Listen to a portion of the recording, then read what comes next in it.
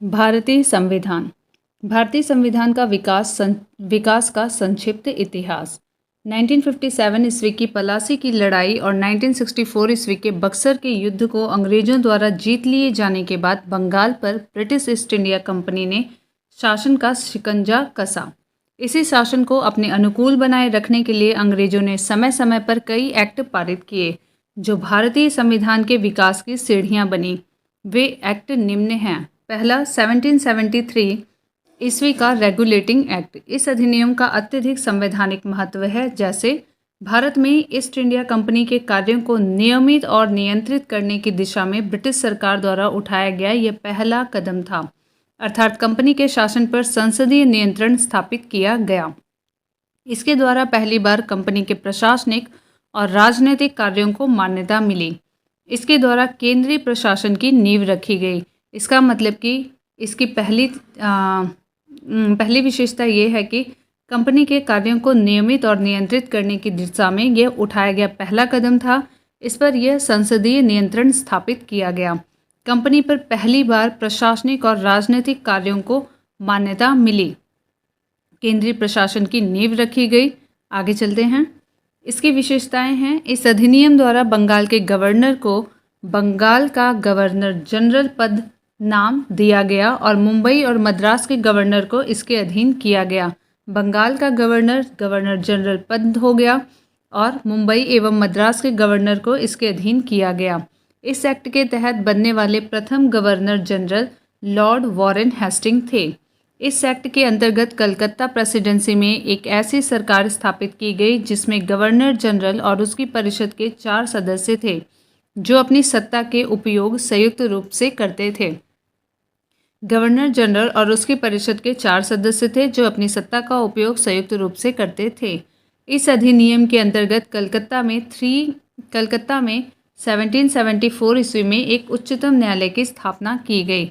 कलकत्ता में 1774 ईस्वी में एक उच्चतम न्यायालय की स्थापना की गई जिसमें मुख्य न्यायाधीश और 3 अन्य न्यायाधीश थे। इसके प्रथम मुख्य न्यायाधीश सर एलिजाह इम्पे थे। अन्य 3 न्यायाधीश थे चैम्बर्स, लिमेंस्टर, हाइड। इसके तहत कंपनी के कर्मचारियों को निजी व्यापार करने और भारतीय लोगों से उपहार व रिश्वत लेना प्रतिबंधित कर दिया गया। इस अधिनियम के द्वारा ब्रिटिश सरकार को बोर्ड ऑफ डायरेक्टर्स के माध्यम से कंपनी पर नियंत्रण सशक्त हो गया। इसे भारत में इसके राजस्व और नागरिक और सैन्य मामलों की जानकारी ब्रिटिश सरकार को देना आवश्यक कर दिया गया। एक्ट ऑफ सेटलमेंट 1781 ईस्वी। रेगुलेटिंग एक्ट की कमियों को दूर करने के लिए इस एक्ट का प्रावधान किया गया। इस एक्ट के अनुसार कलकत्ता की सरकार को बंगाल, बिहार और उड़ीसा के लिए भी विधि बनाने का प्राधिकार प्रदान किया गया। 1784 ईस्वी का पिट्स इंडिया एक्ट। इस एक्ट के द्वारा दोहरे प्रशासन का प्रारंभ हुआ। बोर्ड ऑफ डायरेक्टर्स व्यापारिक मामलों के लिए, बोर्ड ऑफ कंट्रोल राजनीतिक मामलों के लिए। 1793 ईस्वी का चार्टर अधिनियम। इसके द्वारा नियंत्रण बोर्ड के सदस्यों तथा कर्मचारियों के वेतन आदि को भारतीय राजस्व में से देने की व्यवस्था की गई। इसके द्वारा नियंत्रण बोर्ड के सदस्यों तथा कर्मचारियों के वेतन आदि को भारतीय राजस्व में से देने की व्यवस्था की गई। ये था 1793 का चार्टर अधिनियम। 1813 ईस्वी का चार्टर अधिनियम। इस अधिनियम की मुख्य विशेषता है कंपनी के अधिकार पत्र को 20 वर्षों के लिए बढ़ा दिया गया। 1830 के चार्टर अधिनियम के तहत कंपनी के अधिकार पत्र को 20 वर्षों के लिए बढ़ा दिया गया। कंपनी के भारत के साथ व्यापार करने के एकाधिकार को छीन लिया गया, किंतु उसे चीन के साथ व्यापार और पूर्वी देशों के साथ चाय के व्यापार के संबंध में 20 वर्षों के लिए एकाधिकार प्राप्त रहा। कुछ सीमाओं के अधीन सभी ब्रिटिश नागरिकों के लिए भारत के साथ व्यापार खोल दिया गया। 1813 से पहले ईसाई पादरियों को भारत में आने की आज्ञा नहीं थी, परंतु 1813 ईस्वी के अधिनियम द्वारा ईसाई पादरियों को आज्ञा प्राप्त करके भारत आने की सुविधा मिल गई। याद रखिएगा, 1813 ईस्वी के अधिनियम द्वारा ईसाई पादरियों को आज्ञा प्राप्त करके भारत आने की सुविधा मिल गई। 1833 के चार्टर अधिनियम। इस अधिनियम की मुख्य विशेषताएं हैं। पहला, इसके द्वारा कंपनी के व्यापारिक अधिकार को पूर्णतः समाप्त कर दिया गया। अब कंपनी का कार्य ब्रिटिश सरकार की ओर से मात्र भारत का शासन करना रह गया। बंगाल के गवर्नर जनरल को भारत का गवर्नर जनरल कहा जाने लगा। बंगाल के गवर्नर जनरल को भारत का गवर्नर जनरल कहा जाने लगा। बम्बई तथा मद्रास की परिषदों की विधि निर्माण शक्तियों को वापस ले लिया गया। बम्बई तथा मद्रास की परिषदों की विधि निर्माण शक्तियों को वापस ले लिया गया। विधिक परामर्श हेतु गवर्नर जनरल की परिषद में विधि सदस्य के रूप में चौथे सदस्य को शामिल किया गया। विधिक परामर्श हेतु गवर्नर जनरल की परिषद में विधि सदस्य के रूप में चौथे सदस्य को शामिल किया गया। भारत में दास प्रथा को विधि विरुद्ध घोषित कर दिया गया। भारत में दास प्रथा को विधि विरुद्ध घोषित कर दिया गया तथा 1843 ईस्वी में उसका उन्मूलन कर दिया गया। अधिनियम की धारा 87 के तहत कंपनी के अधीन पद धारण करने के लिए किसी व्यक्ति को धर्म, जन्म स्थान, मूल वंश या रंग के आधार पर अयोग्य न ठहराए जाने का उपबंध किया गया। गवर्नर जनरल की परिषद को राजस्व के संबंध में पूर्ण अधिकार प्रदान करते हुए गवर्नर जनरल को संपूर्ण देश के लिए एक बजट तैयार करने का अधिकार दिया गया। भारतीय कानूनों का वर्गीकरण किया गया तथा इस कार्य के लिए विधि आयोग की नियुक्ति की व्यवस्था की गई। 1834 में लॉर्ड मैकॉले की अध्यक्षता में प्रथम विधि आयोग का गठन किया गया। 1853 का चार्टर अधिनियम। इस अधिनियम की मुख्य विशेषताएं हैं। इस अधिनियम के द्वारा सेवाओं में नामजदगी का सिद्धांत समाप्त कर कंपनी के महत्वपूर्ण पदों को प्रतियोगी परीक्षाओं के आधार पर भरने की व्यवस्था की गई। इसके लिए 1854 ईस्वी में मैकॉले समिति की नियुक्ति की गई। 1853 के चार्टर अधिनियम में नामजदगी का सिद्धांत समाप्त करके कंपनी के महत्वपूर्ण पदों को प्रतियोगी परीक्षाओं के आधार पर भरने की व्यवस्था की गई और इसके लिए 1854 में मैकॉले समिति की नियुक्ति की गई। इस अधिनियम के द्वारा गवर्नर जनरल की परिषद के विधायी और प्रशासनिक कार्यों को अलग कर दिया गया। इसके तहत परिषद में 6 नए पार्षद जोड़े गए जिन्हें विधान पार्षद कहा गया। 1858 का भारत शासन अधिनियम। यह अधिनियम की विशेषताएं हैं। भारत का शासन कंपनी से लेकर ब्रिटिश क्राउन के हाथों में सौंप दिया गया। अब ब्रिटिश क्राउन के हाथों में भारत का शासन है। भारत में मंत्री पद की व्यवस्था की गई। 15 सदस्यों की भारत परिषद का सृजन हुआ। 8 सदस्य ब्रिटिश सरकार द्वारा, 7 सदस्य कंपनी के निदेशक मंडल द्वारा। भारतीय मामलों पर ब्रिटिश संसद का सीधा नियंत्रण स्थापित किया गया। मुगल सम्राट के पद को समाप्त कर दिया गया। इस अधिनियम के द्वारा बोर्ड ऑफ डायरेक्टर्स और बोर्ड ऑफ कंट्रोल को समाप्त कर दिया गया। 1858 में यानी कि 1857 की लड़ाई के बाद 1858 में यहाँ पे इस अधिनियम के द्वारा बोर्ड ऑफ डायरेक्टर और बोर्ड ऑफ कंट्रोल को समाप्त कर दिया गया। भारत में शासन संचालन के लिए ब्रिटिश मंत्रिमंडल में एक सदस्य के रूप में भारत के राज्य सचिव, secretary of state for India की नियुक्ति की गई। वह अपने कार्यों के लिए ब्रिटिश संसद के प्रति उत्तरदायी होता था। भारत के प्रशासन पर इसका संपूर्ण नियंत्रण था। उसी का वाक्य अंतिम होता था, चाहे वह नीति के विषय में हो या अन्य ब्यौरे के विषय में।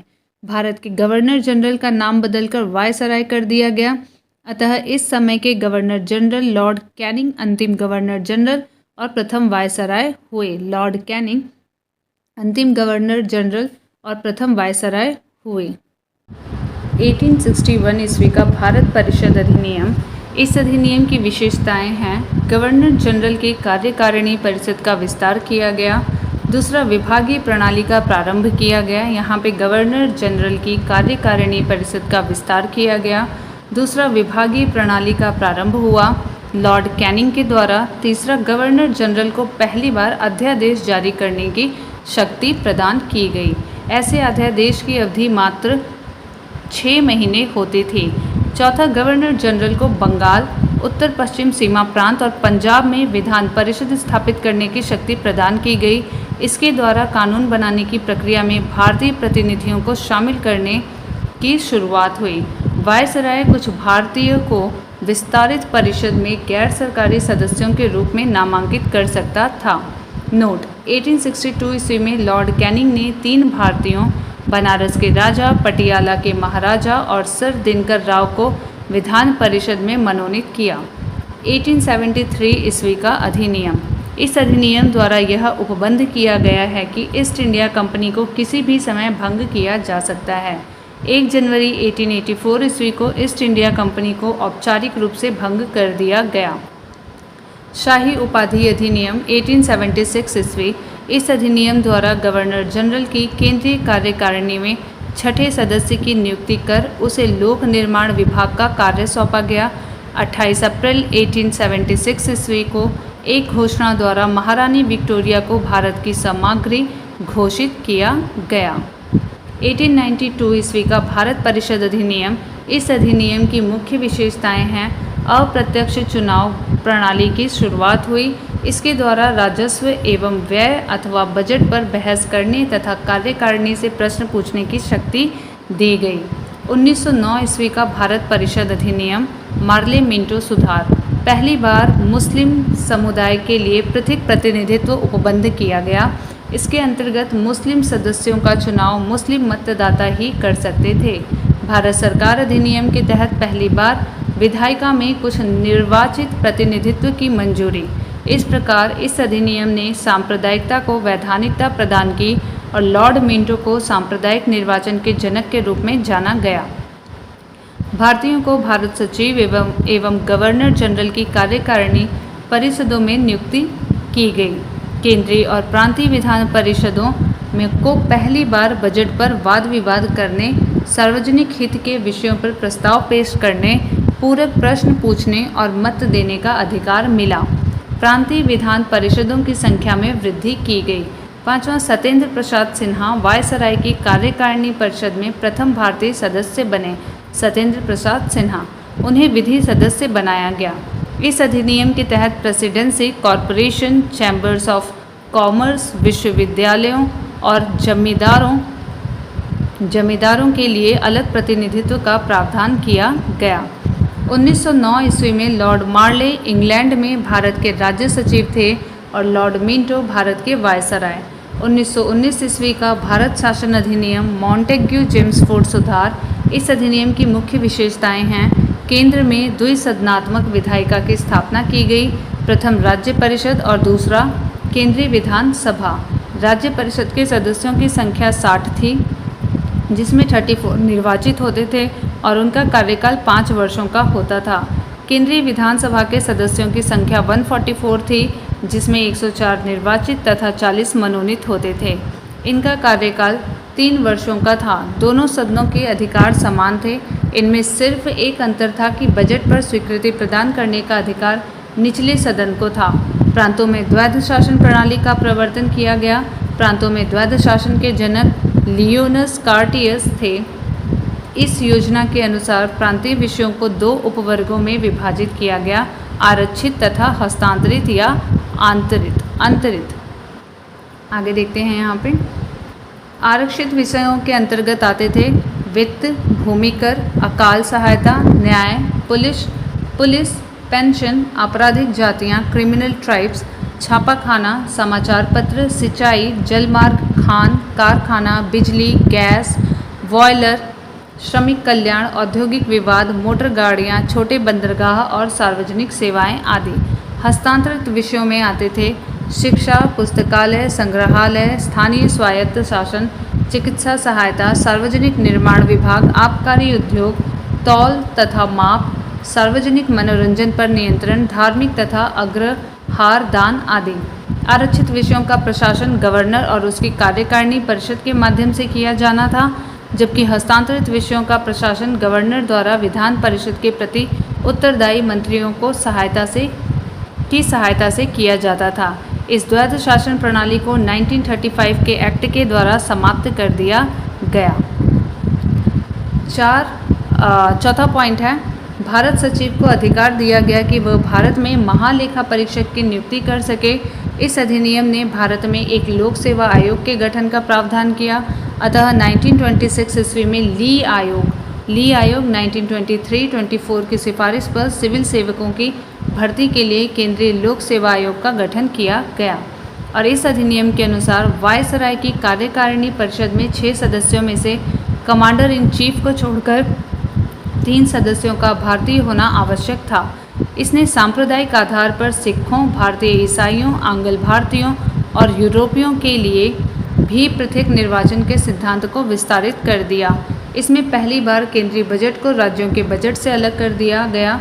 इसके अंतर्गत एक वैधानिक आयोग का गठन किया गया जिसका कार्य 10 वर्ष बाद जांच करने के बाद अपनी रिपोर्ट प्रस्तुत करना था। इस अधिनियम में केंद्रीय विधानसभा में वायसराय के अध्यादेश जारी करने की शक्तियों को निम्न रूप में बनाए रखा गया। कुछ विषयों से संबंधित विधेयकों को विचारार्थ प्रस्तुत करने के लिए उसकी पूर्व अनुमति आवश्यक थी। उसे भारतीय विधानसभा द्वारा पारित किसी भी विधेयक को वीटो करने या सम्राट के विचार के लिए आरक्षित करने की शक्ति थी। उसे यह शक्ति थी कि विधानमंडल द्वारा नामंजूर किए गए या पारित न किए गए किसी विधेयक या अनुदान को प्रमाणित कर दें तो ऐसे प्रमाणित विधेयक विधानमंडल द्वारा पारित विधेयक के समान हो जाते थे। वह आपात स्थिति में अध्यादेश बना सकता था जिनका अस्थायी अवधि के लिए विधिक प्रभाव होता था। मॉन्टेग्यू चेम्सफोर्ड सुधार भारत शासन अधिनियम 1919 द्वारा भारत में पहली बार महिलाओं को वोट देने का अधिकार मिला। उस समय इंग्लैंड का प्रधानमंत्री लॉर्ड जॉर्ज था। 1935 का भारत शासन अधिनियम 1935 के अधिनियम में 321 अनुच्छेद तथा 10 अनुसूचियाँ थीं। इस अधिनियम की मुख्य विशेषताएं इस प्रकार हैं। अखिल भारतीय संघ, यह संघ 11 ब्रिटिश प्रांतों, 6 चीफ कमिश्नर के क्षेत्रों और उन देशी रियासतों से मिलकर बनना था जो स्वेच्छा से संघ में सम्मिलित हो। प्रांतों के लिए संघ में सम्मिलित होना अनिवार्य था, किंतु देशी रियासतों के लिए यह ऐच्छिक था। देशी रियासतें संघ में सम्मिलित नहीं हुईं और प्रस्तावित संघ की स्थापना संबंधी घोषणा पत्र जारी करने का अवसर ही नहीं आया। दूसरा, प्रांतीय स्वायत्तता। इस अधिनियम के द्वारा प्रांतों में द्वैध शासन व्यवस्था का अंत कर उन्हें एक स्वतंत्र और स्वशासित संवैधानिक आधार प्रदान किया गया। केंद्र में द्वैध शासन की स्थापना। इस अधिनियम में विधायी शक्तियों को केंद्र और प्रांतीय विधानमंडलों के बीच विभाजित किया गया। इसके तहत परिसंघ सूची, प्रांतीय सूची और संवर्ती सूची का निर्माण किया गया। परिसंघ सूची के विषयों पर परिसंघ विधानमंडल को विधान बनाने की अनन्य शक्ति थी। इस सूची में विदेशी कार्य, करेंसी और मुद्रा, नौसेना, सेना, वायुसेना, जनगणना जैसे विषय थे। प्रांतीय सूची के विषयों पर प्रांतीय विधानमंडलों की अनन्य अधिकारिता थी, यानी इस सूची में वर्णित विषयों पर प्रांतीय विधानमंडल को कानून बनाने का अधिकार था।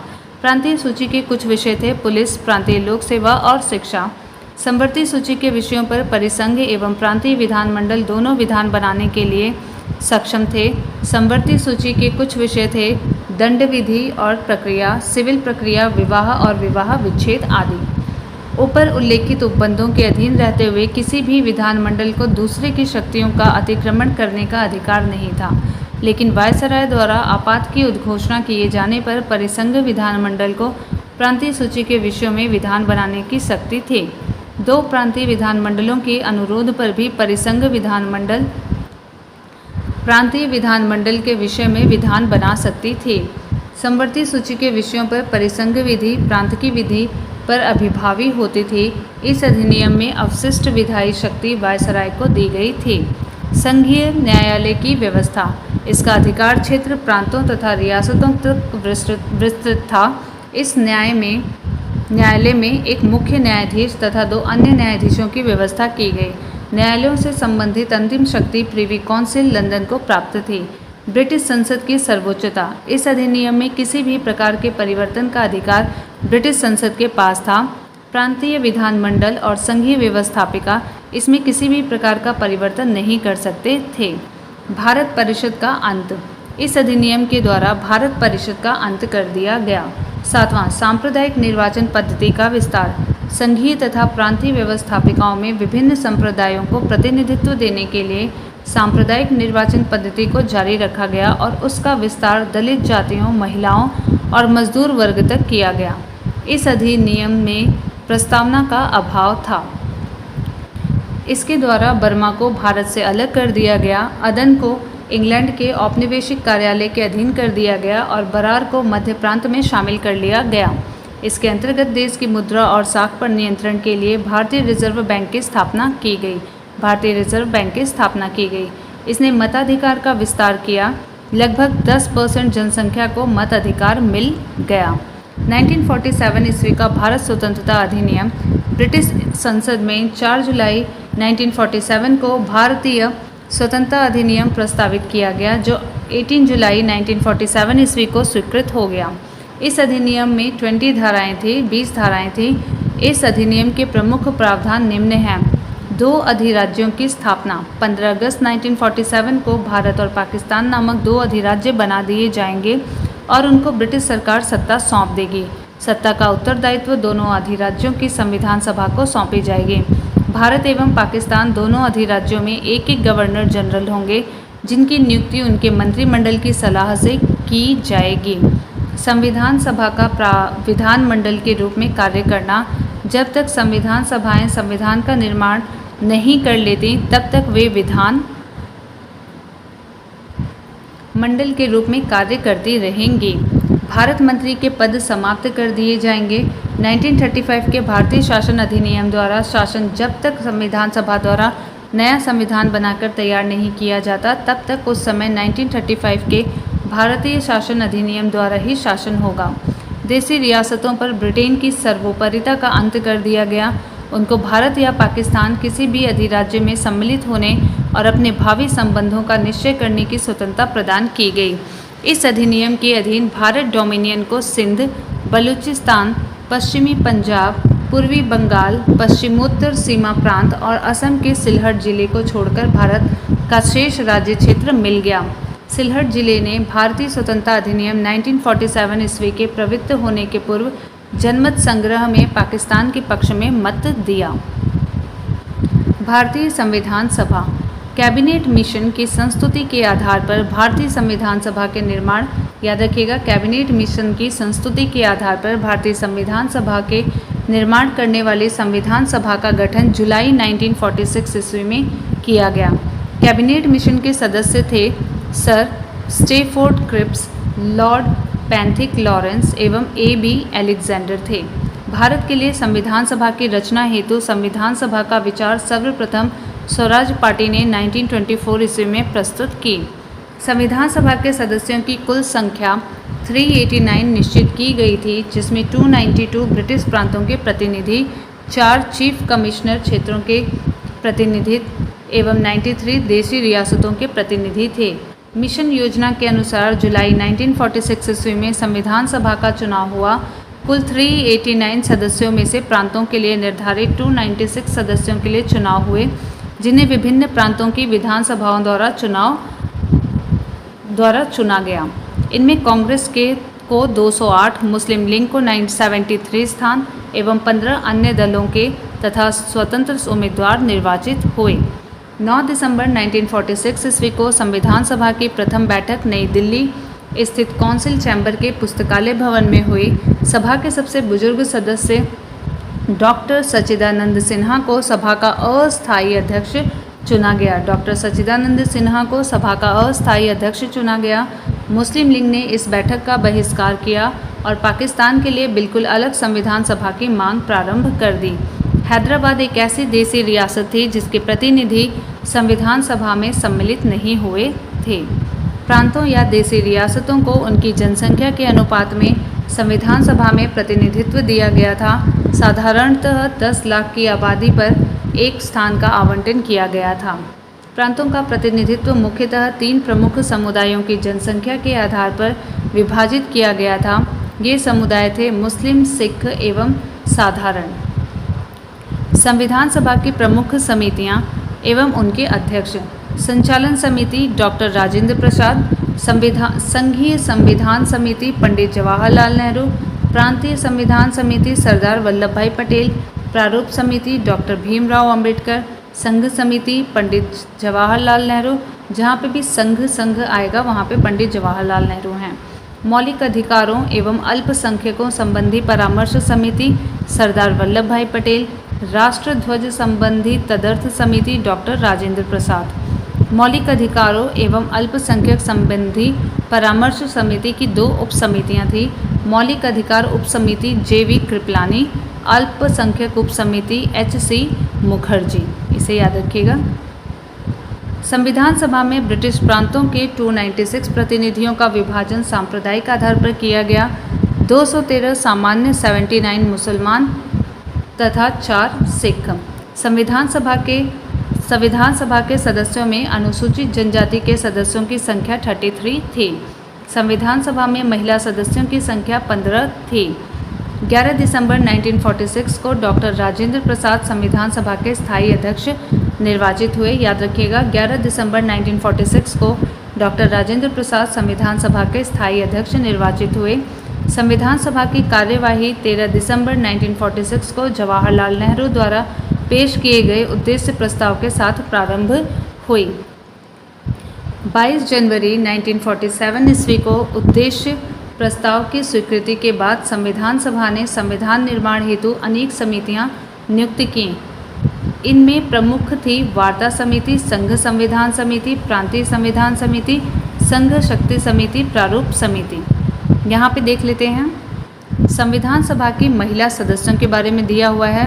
अम्मू स्वामीनाथन, एनी मैस्करीन, बेगम एजाज रसूल, दक्षयानी वेल्यादून, जी दुर्गाबाई, हंसा मेहता, कमला चौधरी, लीला रे, मालती चौधरी, पूर्णिमा बनर्जी, रेणुका राय, सरोजनी नायडू, राजकुमारी अमृत कौर, सुचेता कृपलानी, विजय लक्ष्मी पंडित। B.N. राव द्वारा तैयार किए गए संविधान के प्रारूप पर विचार विमर्श करने के लिए संविधान सभा द्वारा 29 अगस्त 1947 ईस्वी को एक संकल्प पारित करके प्रारूप समिति गठन किया गया तथा इसके अध्यक्ष के रूप में डॉक्टर भीमराव अंबेडकर को चुना गया। प्रारूप समिति के सदस्यों की संख्या 7 थी, जो इस प्रकार है। डॉक्टर भीमराव अंबेडकर अध्यक्ष थे। N. गोपाल स्वामी आयंगकर, अल्लादी कृष्णा स्वामी अय्यर, कन्हैयालाल मणिकलाल मुंशी, सैयद मोहम्मद सादुल्ला, N. माधव राव, B.L. मित्र के स्थान पर ये आए थे। D.P. खैतान, ये जो है 1948 ईस्वी में इनकी मृत्यु के बाद T.T. कृष्णामाचारी को सदस्य बनाया गया। अगर एक बार आप इन्हें ध्यान से देखेंगे तो ज़्यादातर जो इसमें सदस्य हैं वो कृष्ण के नाम से आ रहे हैं, जैसे गोपाल स्वामी, अल्लादी कृष्णा स्वामी अय्यर, कन्हैयालाल, ये भी कृष्ण से संबंधित है। बस एक सैयद मोहम्मद सादुल्ला ये अलग हैं। माधव भी हम कृष्ण को कहते हैं, माधव राव, जो कि ये किसकी जगह पे आए थे इसे भी याद रखिएगा, या इनकी जगह पे कौन आया था, B.L. मित्र के स्थान पर आए थे। B.L. मित्र के स्थान पर आए थे माधव राव। D.P. खैतान, इनकी मृत्यु के पश्चात T.T. कृष्णामाचारी आए थे। संविधान सभा में अंबेडकर को पहली बार निर्वाचन बंगाल से तथा देश बंटवारे के बाद उनका निर्वाचन बॉम्बे से हुआ था। पहले बंगाल से, बाद में देश विभाजन के बाद देश बंटवारे के बाद बॉम्बे से हुआ था। 3 जून 1947 की योजना के अनुसार देश का बंटवारा हो जाने पर भारतीय संविधान सभा की कुल सदस्य संख्या 324 नियत की गई, जिसमें 235 स्थान प्रांतों के लिए और 89 स्थान देशी राज्यों के लिए थे। कैबिनेट मिशन 1945 के प्रस्ताव पर गठित अंतरिम मंत्रिमंडल 2 सितंबर 1946 ईस्वी मंत्री और यहाँ पे उनके विभाग दिए हुए हैं। जवाहरलाल नेहरू कार्यकारी परिषद के उपाध्यक्ष, विदेशी मामले और राष्ट्रमंडल। जवाहरलाल नेहरू कार्यकारी परिषद के उपाध्यक्ष थे, विदेशी मामले और राष्ट्रमंडल। वल्लभ भाई पटेल गृह, सूचना और प्रसारण। बलदेव सिंह रक्षा। जॉन मथाई उद्योग तथा आपूर्ति। श्री राजगोपालाचारी शिक्षा। C.H. भाभा कार्य, खान और बंदरगाह। राजेंद्र प्रसाद खाद्य एवं कृषि। आसफ अली रेलवे से संबंधित हैं। जगजीवन राम श्रम से। मंत्रिमंडल में शामिल मुस्लिम लीग के सदस्य 26 अक्टूबर 1946 के अनुसार। लियाकत अली खां वित्त। I. चुंदरीगर वाणिज्य। अब्दुल रब नश्तर संचार। जोगेंद्र नाथ मंडल विधि, बंगाल SCF चीफ। गजानतर अली खां स्वास्थ्य से संबंधित थे। आगे बढ़ते हैं यहाँ पे। देश विभाजन के बाद संविधान सभा का पुनर्गठन 31 अक्टूबर 1947 ईस्वी को किया गया और 31 दिसंबर 1947 ईस्वी को संविधान सभा के सदस्यों की कुल संख्या 299 थी, जिसमें प्रांतीय सदस्यों की संख्या 229 एवं देशी रियासतों के सदस्यों की संख्या 70 थी। प्रारूप समिति ने संविधान के प्रारूप पर विचार विमर्श करने के बाद 21 फरवरी 1948 को संविधान सभा को अपनी रिपोर्ट पेश की। संविधान सभा में संविधान का प्रथम वाचन 4 नवंबर से 9 नवंबर 1948 ईस्वी तक चला। संविधान पर दूसरा वाचन 15 नवंबर 1948 ईस्वी को प्रारंभ हुआ, जो 17 अक्टूबर 1949 ईस्वी तक चला। संविधान सभा में संविधान का तीसरा वाचन 14 नवंबर 1949 ईस्वी को प्रारंभ हुआ, जो 26 नवंबर 1949 ईस्वी तक चला और संविधान सभा द्वारा संविधान को पारित कर दिया गया। इस समय संविधान सभा में 284 सदस्य उपस्थित थे। स्वतंत्र भारत का पहला मंत्रिमंडल 1947 मंत्री और उनसे संबंधित विभाग। जवाहरलाल नेहरू प्रधानमंत्री थे। राष्ट्रमंडल और विदेशी मामले इनके पास थे। वैज्ञानिक शोध भी। सरदार वल्लभ भाई पटेल गृह, सूचना व प्रसारण, राज्यों के मामले। डॉक्टर राजेंद्र प्रसाद खाद्य एवं कृषि। मोहम्मद अब्दुल कलाम आज़ाद शिक्षा।